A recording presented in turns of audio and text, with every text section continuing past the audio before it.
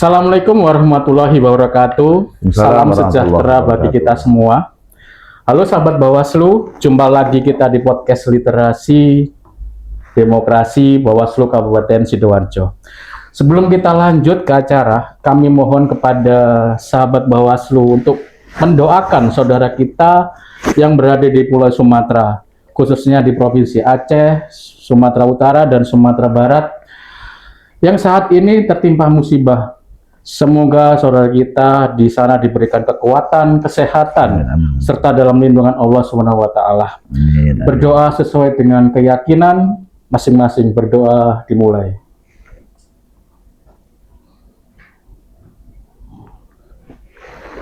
Selesai. Terima kasih atas doa sahabat Bawaslu. Kita lanjutkan lagi. Podcast kali ini terasa sangat istimewa karena pada hari ini kita bersama dengan anggota Bawaslu Kabupaten Sidoarjo.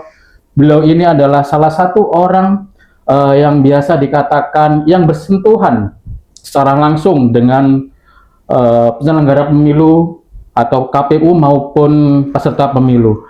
Beliau juga menjadi penegak hukum ketika terjadi pelanggaran pemilu. Mari kita sapa beliau, Bapak Muarif Esos. Selamat siang, Bapak Arif. Selamat siang, Mas Indra. Bagaimana kabarnya hari ini? Alhamdulillah, baik, Mas. Terima kasih Pak Arif sudah meluangkan waktunya bisa berbincang langsung di acara podcast Literasi Demokrasi Bawaslu Kabupaten Sidoarjo. Ya. Kita mulai ya, Pak. Monggo, Mas. Perjalanan hidup Pak Arif sampai dengan hari ini tentunya ada proses yang panjang. Sampai mengantarkan Bapak menjadi anggota Bawaslu Kabupaten Sidoarjo. Pastinya sahabat ingin mendengarkan cerita Pak Arif bagaimana proses dari menjalankan hidup sampai dengan menjadi anggota Bawaslu Kabupaten Sidoarjo. Bisa diceritakan Bapak perjalanan Bapak Arif ketika terpilih dan dilantik menjadi Bawaslu Sidoarjo? Ya, terima kasih. Selamat siang, selamat sahabat-sahabat Bawaslu yang ada di Indonesia, khususnya di Sidoarjo. Jadi begini Mas Hendra, yang tidak terasa itu bahwa tiba-tiba aku itu tua. Itu yang saya tidak terasa. Masih kelapa berapa Pak? Umur 3? Ya, kalau 81 itu berarti 44. Oh, 44. Itu yang tidak saya sadari.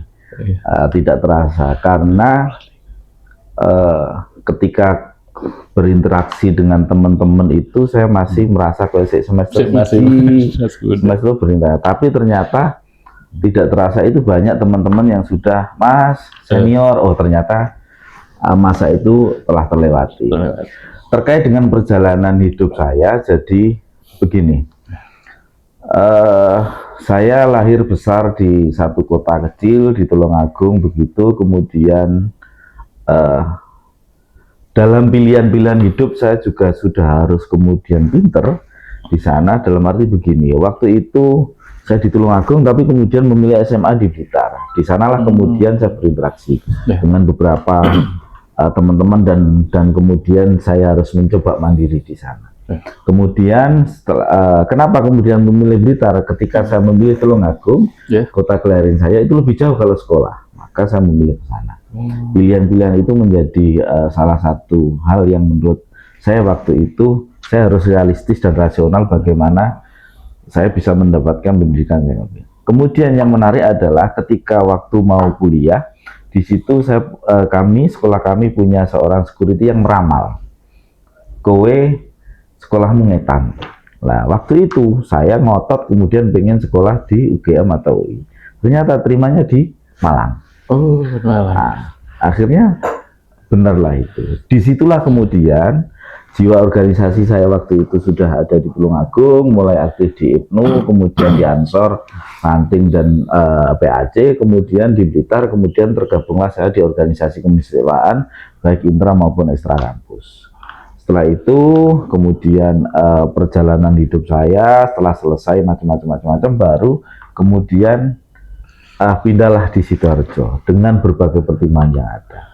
Dari sana kemudian tidak sengaja Tidak sengaja ketemu teman lawas, aktivis, Ya. waktu itu Pak Haidar Minjid, begitu. Oh, yang komisioner ya? Betul. Sebelumnya, ya? Kemudian iseng-iseng diajak daftar di Panwas. Daftarlah saya dan jadilah. Kemudian ternyata memang naluri saya tidak bisa jauh-jauh dari yang namanya proses election atau berorganisasi. Baik itu dari sejak mahasiswa sampai ternyata alhamdulillah ketika saya di Panwascam bisa diterima baik oleh teman-teman sampai akhirnya satu ketika sudahlah selesai semuanya ini, saya kembali ke habitat saya bekerja di salah satu perusahaan, kemudian bareng teman-teman juga ngeramut perusahaan. Tahu-tahu ada senior yang kemudian menghubungi dan kemudian oke lah saya coba untuk berpartisipasi dari sana, dan ini saya kira bagian dari garis tangan dari takdir yang kemudian saya kira ini tidak bisa ujuk-ujuk juga, mungkin Proses itu. wasilah atau lantaran atau perantara ini bisa lewat senior tadi yang kemudian proses itu ya mengalir saja. Saya mengikuti dinamika pada umumnya ya alhamdulillah dari tes CAT atau apapun itu lancar dan tidak pernah saya di bawah 10 besar kalau CAT. Ya rotok sombong didik, meskipun ya gak pinter-pinter banget, tapi bisa dilihat rekam itu. Waktu itu sih, ya yang penting orang itu mau belajar dan buah dari belajar berinteraksi baik dengan siapapun saya kira akan membuahkan hasil yang bisa diterima.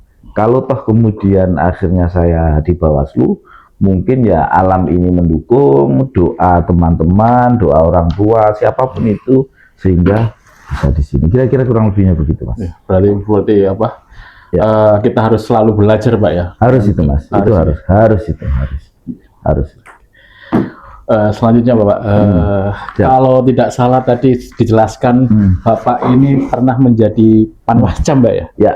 Panwascam yaitu pengawas di tingkat kecamatan yang kemudian naik satu tingkat ke tingkat di atasnya dan sekarang menjadi anggota Bawaslu Kabupaten Sidoarjo. Ya. Pertanyaannya adalah apa Pak kiranya perbedaan yang menonjol ketika mengalami transisi kepemimpinan dari kecamatan ke tingkat kabupaten, Pak?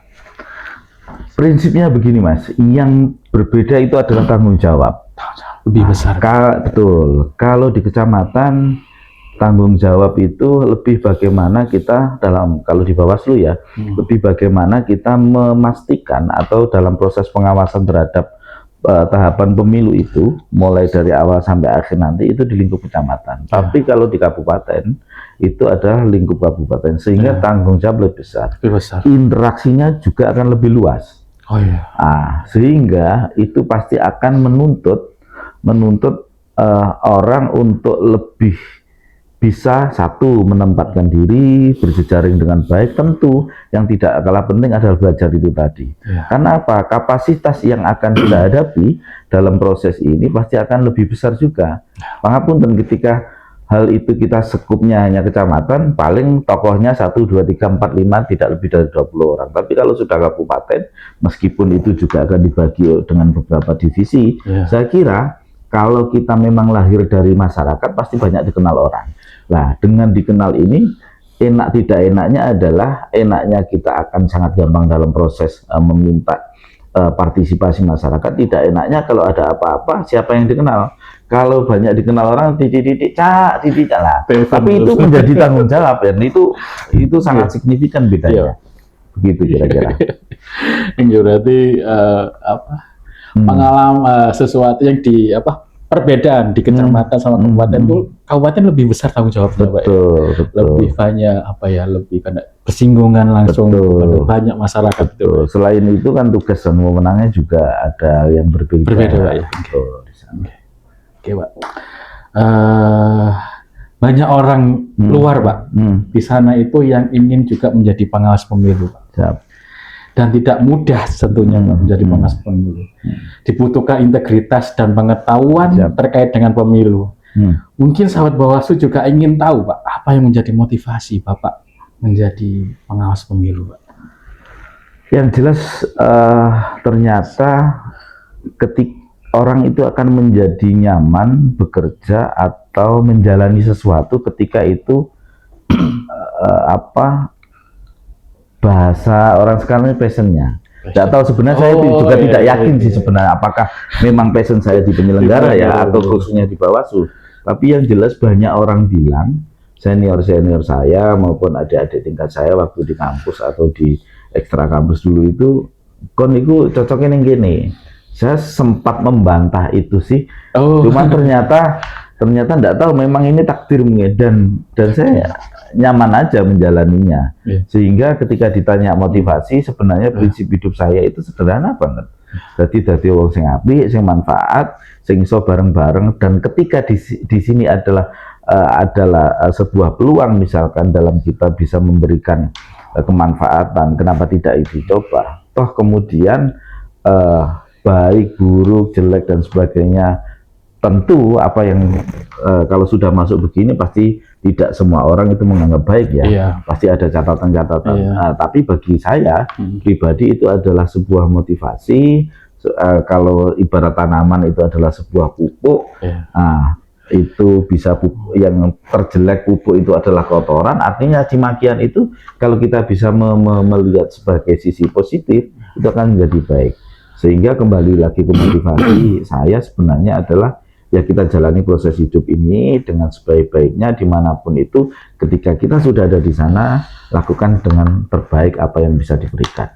Tentunya Pak, di penyelenggara pemilu kan ada Bawaslu dan KPU, tapi Bapak lebih ke memilih Pak ya? Iya. Itu Pak ya? Betul. Memilih ke jadi pengawas. Karena lebih luas dan kemudian kenapa lebih luas, jangkauannya lebih luas karena selama waktu kami di kecamatan itu kan waktu pengalaman dulu di setiap tahapan itu di penyelenggara teknis itu KPU maksudnya? Ya, serba ditentukan.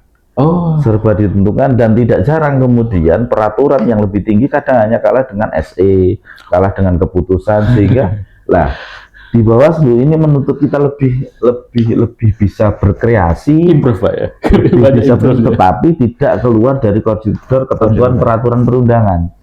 Nah, dan ini lebih luas dan tentu saja ini dituntut kita akan lebih mempunyai pandangannya lebih luas. Karena apa? Yang kita harus belajar satu barang yang kita awasi.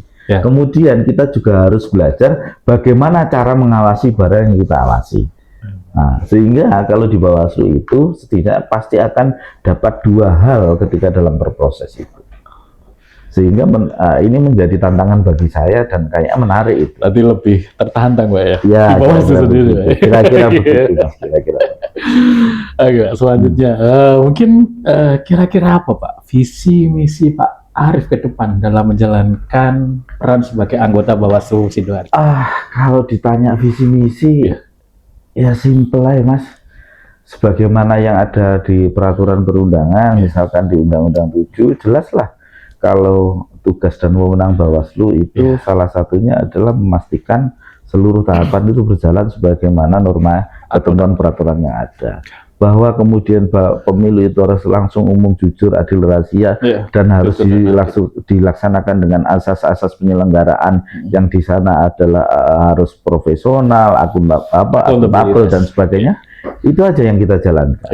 Lah, tinggal kalau kembali kepada pribadi adalah sebisa mungkin dalam menjalankan tugas itu kita harus menjadi pribadi yang berintegritas. Minimal kalau kita mempunyai niat dan kiat yang semacam itu dan kita mulai dari diri kita, pastinya nanti akan secara lebih minimal dari skup yang lebih kecil dan bisa keluar dengan yang lebih besar, itu akan menjadikan proses pemilu ini setidaknya lebih baik dimulai dari skup yang lebih kecil. Saya kira itu. Jadi kita jalankan visi saya ya kita kembalikan ke peraturan perundangan. Kita jalankan itu sebagaimana yang ada dengan kearifan disesuaikan dengan kondisi sosial lingkungan yang ada di Sidoarjo. Saya kira demikian. Gitu Pak ya. Oke Pak. Emang tentu kita ini kan sudah melalui beberapa pemilu dan pilkada. Betul. Tentunya yang terakhir itu adalah pemilu dan pilkada di tahun 2024 Pak ya. Pasca pemilu dan pilkada kemarin Pak, apa sih pelajaran untuk dapat kita menjadi evaluasi yang pada akhirnya menjadi perbaikan untuk pengawas pemilu di masa datang, Pak? Yang jelas, sebagaimana yang sudah disampaikan banyak orang, bahwa pemilu kita hari ini, baru pilkada, adalah satu proses pemilihan yang bisa dianggap brutal dan sebagainya. Sehingga catatannya kembali adalah bagaimana baik penyelenggara, peserta, maupun secara umum masyarakat itu kembali pada integritasnya. Bagaimana kita menjalankan Pancasila, peraturan perundangan terkait dengan pemiluan ini seoptimal mungkin. Toh sebenarnya ketika semuanya itu bisa dan mampu dan mau menjalankan itu, semuanya akan menjadi baik. Lah, dari hal tersebut harapan kami untuk yang bisa lebih besar, lebih baik ke depan adalah bagaimana siapapun itu, khususnya penyelenggara dan peserta, itu membekali diri terkait dengan peraturan perundangan atau peraturan-peraturan terkait dengan kepemilian yang akan dia lakukan atau dia ikuti. Yang terjadi banyak tidak tahu, banyak itu, sehingga semuanya carut marut. Yang paling lucu kan ketika ada bilang wingi ngene oleh saiki kan lah, padahal PKPU-nya berubah, ini berubah aturan itu. Nah, celakanya itu dilakukan oleh misalkan incumbent, baik calon bupati, wakil bupati. Kalau dalam pemilihan itu dilakukan oleh calon anggota legislatif dan sebagainya. Lah, hal-hal yang demikian ini menurut saya itu menjadi penting, dan Bawaslu harus berperan di sana nanti dalam memberikan edukasi kepada masyarakat terkait dengan peraturan perundangan tentang kepemiluan tersebut. Berarti intinya kita harus sering membaca aturan itu, Pak, karena aturan itu sering membaca pasti, Mas. Mendiskusikan yang penting, karena pasti ada pasal-pasal atau aturan-aturan yang tumpang tindih. Jadi peraturan perundangan kita terkait dengan kepemiluan ini banyak yang tumpang tindih, tidak sinkron, Mbak, ya. Tumpang tindih dan kemudian disharmonis lah, makanya harus diselaraskan kembali lah. Mudah-mudahan yang dengar-dengar bahwa undang-undang pemilu ini akan masuk di Prolegnas 2026 ini bisa menghasilkan peraturan yang lebih tegas, lebih jelas, dan bisa mengikis tumpang tindih itu tadi. Oh ya, kita mungkin doakan nanti, Pak. Siap Mas. Secara geografis, Pak, wilayah Bawaslu Sidoarjo ini meliputi 18 kecamatan dan 346 desa kelurahan. Ini merupakan wilayah yang luas, Pak. Betul. Dan tidak mudah untuk dilakukan pengawasan. Betul. Dari seluruh wilayah yang menjadi kewenangan Bawaslu Sidoarjo saat ini, yang menjadi apa yang menjadi kerawanan tertinggi, Pak, di wilayah Sidoarjo, Pak? Sidoarjo itu yang pertama, satu dari 346 desa kelurahan itu lebih dari 85% itu desa. Iklimnya pilkades. Dan di pilkades itu kita sudah tahu bahwa money politik luar biasa. Dan belum pernah sepanjang sejarah pilkades di Sidoarjo ada calon kepala desa yang ketangkap terkait dengan money politik. Nah, sehingga tidak jarang masyarakat itu ketika pemilu menyamakan itu. Ini akan menjadi tantangan berat bagi Bawaslu untuk mewujudkan itu. Nah, kerawanannya di sana. Yang kedua, bahwa Sidoarjo ini menjadi kota penyangga dari ibu kota provinsi. Nah, banyak orang yang bekerja di Surabaya, kemudian itu karena biaya hidup di sana sangat besar sehingga gesernya ke Sidoarjo. Dengan geser di Sidoarjo yang lebih macam-macam, sehingga Sidoarjo akan menjadi kota urban di sini, banyak pendatang. Nah, pendatang ini kalau dalam proses pemilu ini akan menjadi salah satu hal yang harus stressing point bagi penyelenggara, khususnya penyelenggara teknis terkait dengan pemutakhiran data pemilihnya. Nah, ketika ini tidak clear, tidak selesai, ini akan menjadikan persoalan-persoalan nanti dalam proses pemilunya. Itu yang kedua. Yang ketiga, kerawanan adalah bagaimana di Sidoarjo ini masih ada dusun yang itu tidak nyambung langsung atau terpisah oleh air, tidak langsung satu daratan, misalkan kayak Kepentingan dan sebagainya, sehingga ini menjadi kerawanan untuk mobilisasi atau sebagainya, termasuk kerawanan distribusi logistik. Bisa jadi di situ akan full dimobilisasi atau bahkan dizerokan karena atas nama logistik dan sebagainya.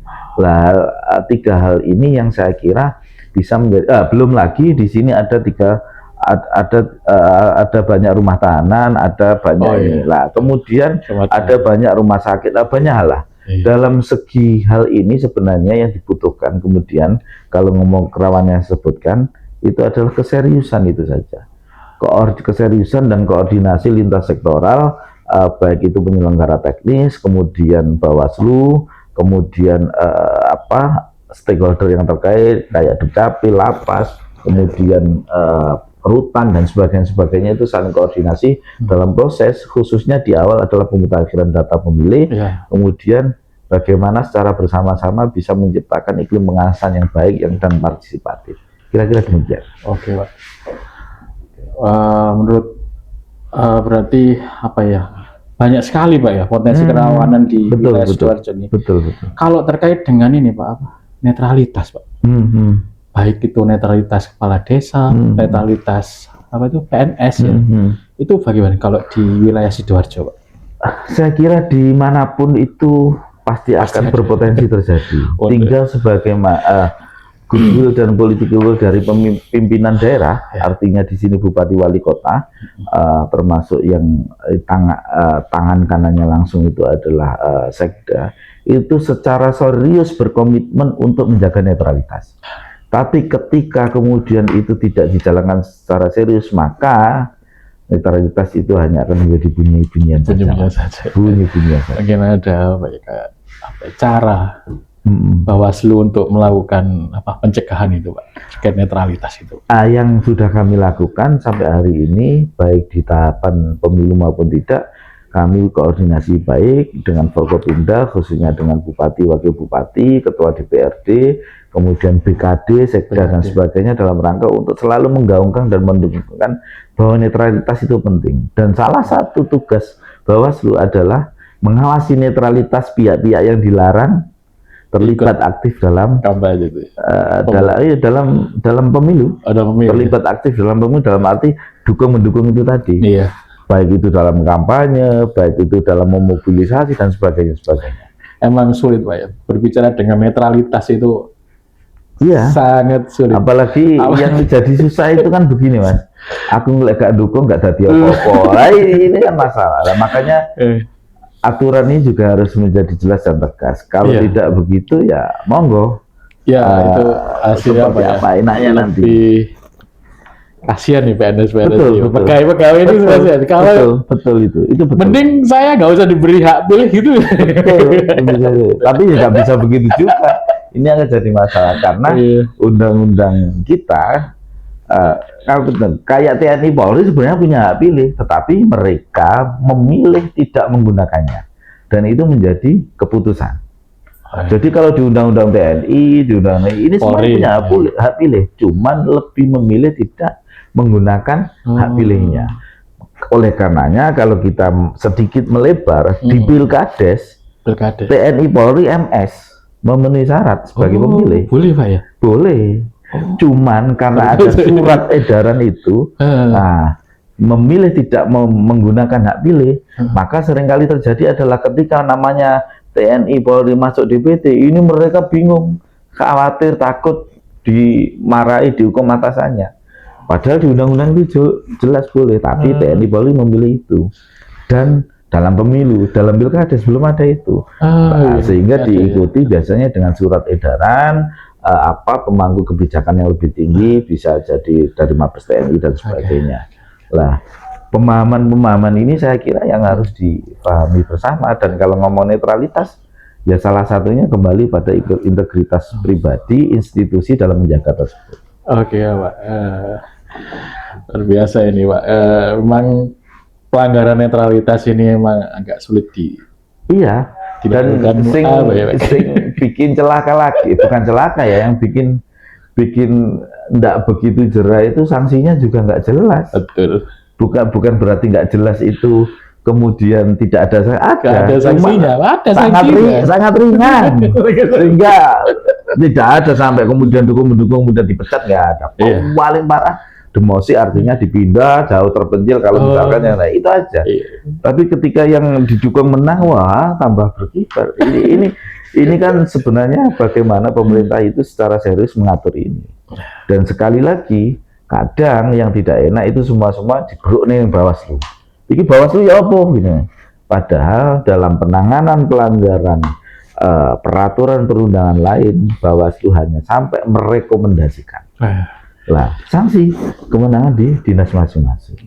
Nah, ini yang harus kita sampaikan. Betul. Meskipun secara keadilan demokrasi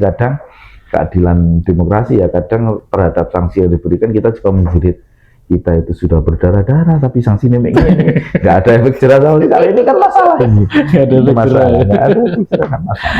Oke Pak Arief, mungkin ada ini apa yang lagi tren-trennya hari ini Pak, tahun-tahun ini MK kan baru mengeluarkan keputusan 135 tahun 2005 ya, terkait dengan pada pokoknya itu MK merubah skema penyelenggara pemilu menjadi pemilu nasional dan pemilu daerah. Otomatis mengakhiri Pak itu dengan apa pemilu yang dulu dengan skema 5 kotak suara itu Pak. Bagaimana pendapat Pak Arief terkait dengan MK mengeluarkan skema baru? Sebagai Bawaslu Mas, sebagai Bawaslu yang harus dipahami itu adalah Bawaslu Provinsi, Bawaslu Kabupaten itu hanya pelaksana undang-undang aturan yang dibikin oleh Bawaslu RI. Artinya apa? Dan yang kedua, peraturan pemerintah terkait dalam menjalankan ini juga belum ada. Undang-undangnya juga belum disesuaikan. Sebagai Bawaslu pada prinsipnya sebagaimana saya sampaikan awal, apapun itu kami siap menjalankannya. Jadi dan saya belum berani berandai-andai kemudian nanti akan seperti apa saja. Tapi pada prinsipnya sebagai Bawaslu saya siap untuk secara pribadi siap untuk menjalankan apapun itu keputusan ketentuan peraturan perundangan yang akan dilakukan itu. Karena pada prinsipnya kami diberi mandat untuk melakukan pengawasan pemilu sebagaimana peraturan yang ada. Kalau misalkan itu harus demikian, kita jalankan. Tentu pemerintah mempunyai dasar-dasar pemikiran bahwa itu akan lebih baik. Apakah akan demikian? Monggo, itu butuh bareng-bareng semua pihak, semua stakeholder, baik pemerintah, DPR, dan sebagainya, termasuk penyelenggara untuk secara serius memikirkan itu. Nah, saya kira demikian, Mas. Gitu Pak ya. Emang ya apa MK ini dalam memutuskan ini seolah-olah kan apa kayak memberikan apa ada merubah aturan itu. Iya. Oke Pak Arief, yang terakhir Pak Arief, apa pesan Bapak untuk Bawaslu agar tetap bisa menjadi integritas sebagai pengawas pemilu yang dipercaya oleh masyarakat? Kembali ke awal Mas, jadi yang jelas asas dalam pemilu itu kan jelas bahwa langsung, umum, jujur, adil, jujur dan adil. Yang pertama, yang kedua, asas-asas penyelenggaraan itu melekat pada pribadi. Bahwa ketika azas pemilu itu adalah dalam proses pelaksanaannya harus dilakukan secara langsung, umum, bebas, rahasia, jujur dan adil. Namun pribadi-pribadi yang menjadi penyelenggara pemilu itu harus menjalankan asas-asas asas-asas penyelenggaraan. Jadi dia harus akuntabel, dia harus adil, dia harus dan sebagainya, ada sekitar 11 itu. Lah, itu yang harus dijalankan. Ketika pribadi itu menjalankan itu dengan sungguh-sungguh, artinya berintegritas, saya kira semuanya proses demokratisasi ini minimal secara prosedur dan nanti harapan kami juga secara substansial itu bisa dijalankan dijalankan secara optimal. Dengan demikian cita-cita bangsa ini bahwa akan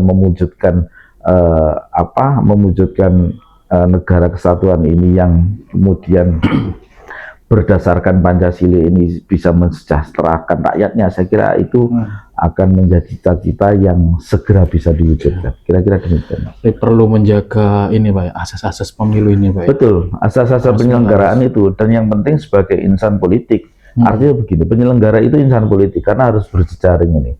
Jadi tidak semua tidak bisa sendiri, maka kegotong royongan atau bareng-bareng itu menjadi satu keharusan.